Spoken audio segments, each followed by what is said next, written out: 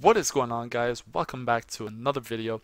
I just want to take a few seconds here to kind of introduce a little giveaway that we're going to be doing. It's going to be for $50. Yes, we have our first giveaway going on. What we're going to be doing is either giving an iTunes card or I believe it's a Google Play card if you're on Android.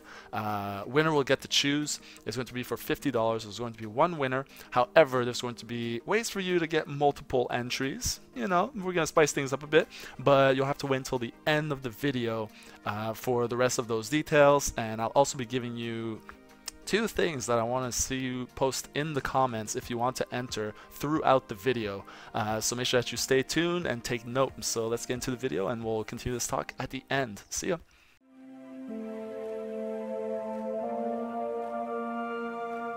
Alright guys, so what we're going to be doing today is I'm actually going to be splitting this video into two parts. A lot of the feedback, and I always say I'm going to be listening to the feedback that I get from everyone on the forums, everyone on the videos. You guys have been great. This is most likely the best community for gaming out there. Everyone's been very helpful and very encouraging with this channel. So what we're going to be doing is splitting this video into two parts, where instead of kind of cramming all of my ideas into one video like I have been, I'm going to make it a bit more manageable for you guys here, where today's video we're going to be talking about the best teams after the changes to Sidestep, the addition of Gogeta, for example. And in part 2 on Wednesday, so in 2 days, we're going to be looking at abilities that you could still bring to PvP. So I'm talking about, you know, the player skill involved. So we're going to talk about the new Sidestep, we're going to talk about cancels, we're going to talk about using kits. Today is going to be more focused on synergy and how to bring the best, most min-maxed team. And no, hybrids are not part of the top teams, and you're going to understand why very soon. I can already hear people saying what. So let's get right into this actually. So our first team, number one team that I think is the must use if you want to be absolutely efficient with your PvPing, is the Saiyan team. Gogeta isn't actually the reason that I put them at the top. He is part of the reason in that he brings the hard hitting damage that hybrids had, which made them, you know, one of the best teams for a while. He brings that. He can close similar to what Super Saiyan 2 Gohan can do if he is the last man standing, but what we're really looking for is the utility. Now, the removal of Sidestep, or the change to Sidestep, let's say, but let's call it what it is. It was a nerf. Changed the game a bit, and by a bit I mean a lot. It's no longer about getting that first hit and literally just killing your opponent. Now we're looking a bit more at characters being released that can just 100 to 0 an enemy. In my last video you saw me one-shot a Perfect Cell with Gogeta just because he was the last character standing. We're going to need ways out of these bad situations. So now if you're looking at the Saiyan team, I mean, A, we have perfect synergy, B, we have options. So if we bring, for example, Bardock, we can lock in a troublesome player like Gogeta, like Super Saiyan 2 Gohan. You know, obviously instant transmission Goku, getting you out of bad situations since day one, and having the flexibility to bring Super Vegeta in to counter, for example, the Janembas, the 17s, those kinds of characters. You know, you just have a good flexibility across all colors, except for maybe that purple spot. Now, the purple spot, I use the Vegeta that you see on your screen right now, but you could substitute in the Raditz for more health if you feel like, you know, you're getting hit a lot.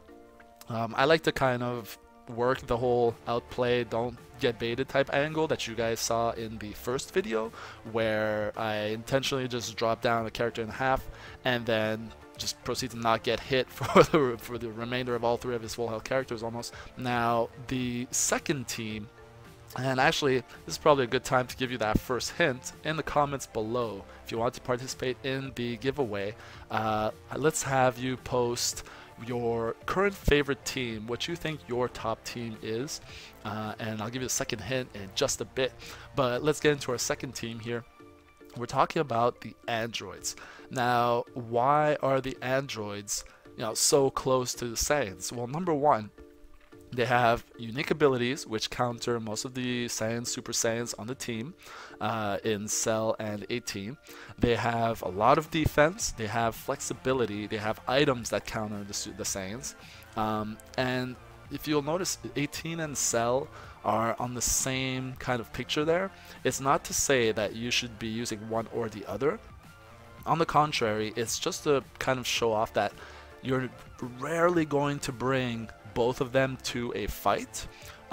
Specifically, 16 is the cornerstone of this team. If 16 did not exist, they would not be second place here at all. 17 would just be the equivalent of Trunks for the hybrids, for example, with his coverages, but it's the combination of the 16 defensive approach and the 17 both being able to cover change to protect that carry, being either the 18 or the Cell. With there's so much power, you know, the Cell has that 40% more blast damage to Super Saiyans. That is a big deal. The 3 support units that you see there, it's up to preference. Personally, I would go for the androids just because I have them above 5 stars, and they bring, like, I think it's 25% to blast, strike, attack, and defense, which is, you know, just going to help the team survive more than just a bit of HP. You know, they don't have big base HP pools to begin with, so adding a percentage of a small amount isn't as worth it. So why would they be better than the hybrids, for example? Well, the hybrids, there's just raw power without actual utility. So if you look at the Saiyans, they have Gogeta's closing ability. Now Super Saiyan 2 Gohan does bring that, yes, but Goten brings raw damage. Trunks brings raw damage. The red Trunks has the cover change, but you're kind of handicapping yourself. So, I mean, this is the type of thing where in a meta that doesn't have that, oh, sidestep, one-shot the guy, move on to the next, sidestep, there's a lot more neutral screens. That's bad for the hybrids just because they are used to doing just a lot of upfront damage but don't have a lot of oops mechanisms, right? So you're not allowed to make a lot of mistakes with them. But with so many neutral screens, neutral moments, then you're kind of exposed to the potential to make mistakes. Same thing now with this regeneration team. The regeneration team, I mean, they have Janemba, which is a great step in the right direction, but Demon King Piccolo, honestly, stealing Dragon Balls, whatever, it's not something that's going to make or break the game. I mean, the Rising Rush is going to happen no matter what. It can help, absolutely. I'm not saying it's terrible. What I'm saying is that if you're going to min-max your teams, this is not the most efficient route to go. The Kamikolo, very, very good. Being able to do all that blast damage, remove his weak color, do more damage to Android, all that good stuff. It's not quite enough though compared to utility that 16 brings, to the utility that Bardock and Instant Transmission Goku bring. The Janemba can't solo carry that team because he's a defensive unit. The damage that Janemba does relies on having 2 of the enemy units down, so to keep him as a closer isn't, you can't make a comeback with Janemba. You just win more, but winning in the first place against teams that have so much utility to stop you from winning, not the best way to go. But what you do have is a Janemba, you have a perfect Cell, and possibly a Boo later on. And the fact that it's going to be Fat Boo makes me think that he may bring that utility, right? He might be like a support unit. I think they're going to save the big damage for Kid Boo, which I can only assume we're going to get later on. I can only hope, right? I can only hope. So we may see more from the regeneration team later on, as well as the hybrid team as well, because we have Gotenks, so we'll really have to see what's going to happen with the upcoming releases. Now, that being said, in the comments below, let me know which character you're the most hype for the future. It can be anything from Majin Buu to Gotenks to something that hasn't been mentioned yet. And this is kind of where I'm going to go ahead and talk about the giveaway.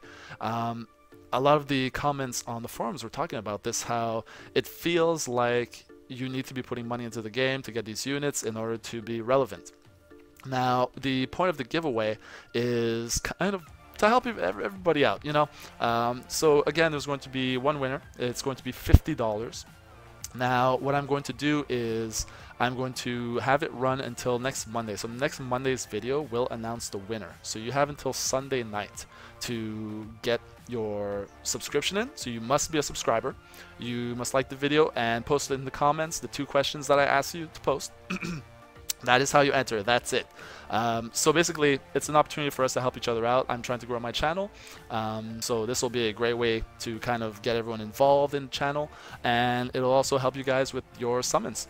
So you'll have more crystals, more chrono crystals to spend to get these units, and hopefully moving forward we can continue to grow together, and I'll keep these giveaways going from video to video. What I might do as the channel grows is increase the number of winners while diminishing maybe the amount a bit.